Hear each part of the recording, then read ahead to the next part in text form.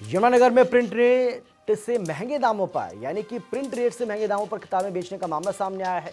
किताबों पर फर्जी प्रिंट का वीडियो वायरल हुआ है। मामला सामने आने के बाद शिक्षा मंत्री कंवरपाल गुर्जर ने कार्रवाई का भरोसा दिया और कहा कि शिकायत मिलने पर कार्रवाई की जाएगी। धान बिजाई पर सरकार के फैसले को लेकर विपक्ष ने घेरना शुरू कर दिया है। कांग्रेस नेता अशोक अरोड़ा ने मुख्यमंत्री को पत्र लिखकर सरकार से फैसले पर पुनर्विचार करने का आग्रह किया।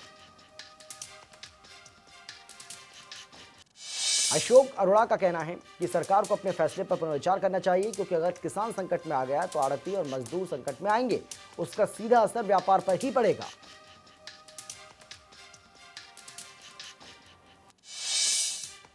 पंजाब हरियाणा हाईकोर्ट में धार्मिक स्थलों को खोले जाने को लेकर याचिका दायर की गई। हालांकि इस याचिका को खारिज कर दिया गया। मामले में सुनवाई को वीडियो कॉन्फ्रेंसिंग के जरिए पूरा किया गया। कोरोना की जंग में हरियाणा का बेहतरीन प्रदर्शन दिख रहा है। प्रदेश के 4 जिले कोरोना फ्री हो गए, जिसमें नूंह, अंबाला, सिरसा और यमुनानगर में कोई नया मामला सामने नहीं आया। हालांकि इससे पहले आपको हम जानकारी दे रहे थे कि अंबाला में 2 नए मामले अब सामने आ चुके हैं। आज सिरसा एक बार फिर से कोरोना मुक्त हो गया। सिरसा में एक महिला कोरोना पॉजिटिव थी, लेकिन अब उसकी दूसरी रिपोर्ट नेगेटिव आई है।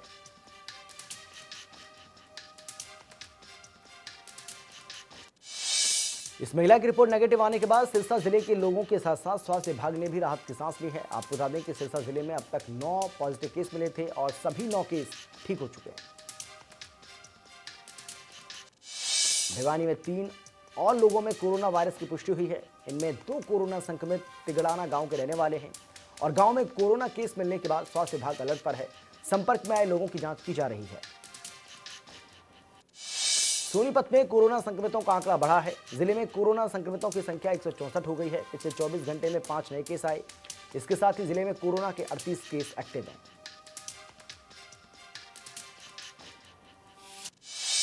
अंबाला छावनी में प्लेटफॉर्म नंबर 1 पर पटरियों के स्लीपर को नए सिरे से बिछाने का काम शुरू किया गया। काम के चलते प्लेटफॉर्म नंबर 1 के ट्रैक को ब्लॉक कर दिया गया। स्लीपर बदलने का काम 45 दिनों में पूरा किया जाएगा। हांसी के एसपी लोकेंद्र सिंह ने लगातार बढ़ती गर्मी को देखते हुए नाकों पर तैनात पुलिस कर्मियों को डिहाइड्रेशन से बचाने के लिए दिन में 2 बार नींबू पानी दिए जाने का प्रबंध किया है। बाजूगढ़ में 2800 से ज्यादा फैक्ट्रियों में कामकाज शुरू हो गया है। जिला उद्योग केंद्र की जीएम संजीत कौर ने जानकारी देते हुए बताया कि फैक्ट्री में 100% संख्या बल के साथ कामकाज शुरू किया जा सकता है।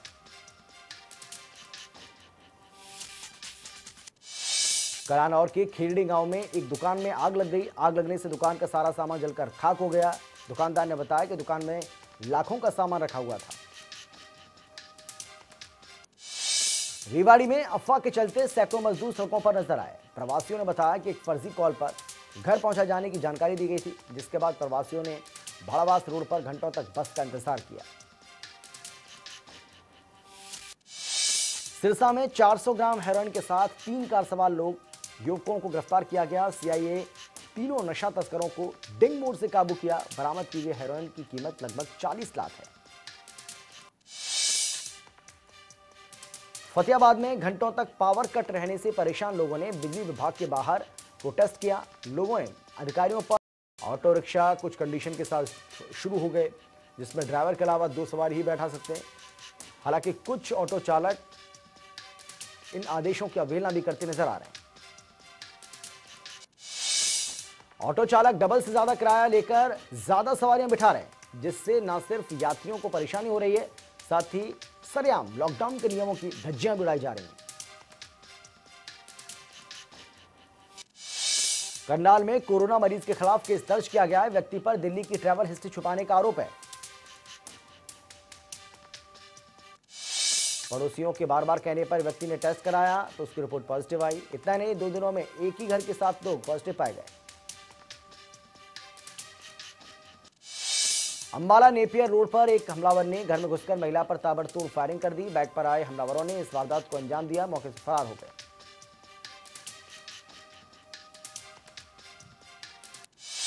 गोली लगने से महिला घायल हो गई। उसे नागरिक अस्पताल में भर्ती कराया गया, लेकिन गंभीर हालत को देखते हुए डॉक्टर ने उसे सीधे चंडीगढ़ पीजीआई के लिए रेफर कर दिया। भवानीखेड़ा के बलियाली रोड से पुलिस ने 2 नशा तस्करों को गिरफ्तार किया। सीआईए की टीम ने आरोपियों से 3 किलो नशीला पदार्थ भी बरामद किया।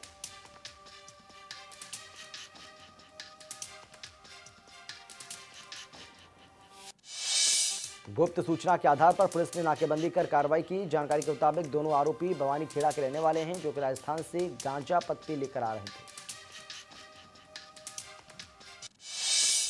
फरीदाबाद के बल्लभगढ़ में सरकार के आदेशों की धज्जियां उड़ती दिखाई दी हैं। दरअसल निर्धारित समय के बाद भी शराब के ठेके खुले। तस्वीरों में आप देख सकते हैं किस तरीके से शटर बंद कर शराब बेचने का वीडियो सामने आया है। जानकारी के मुताबिक ये वीडियो सुभाष कॉलोनी का है, जहां पर रात 8 बजे भी शराब बेची जा रही है।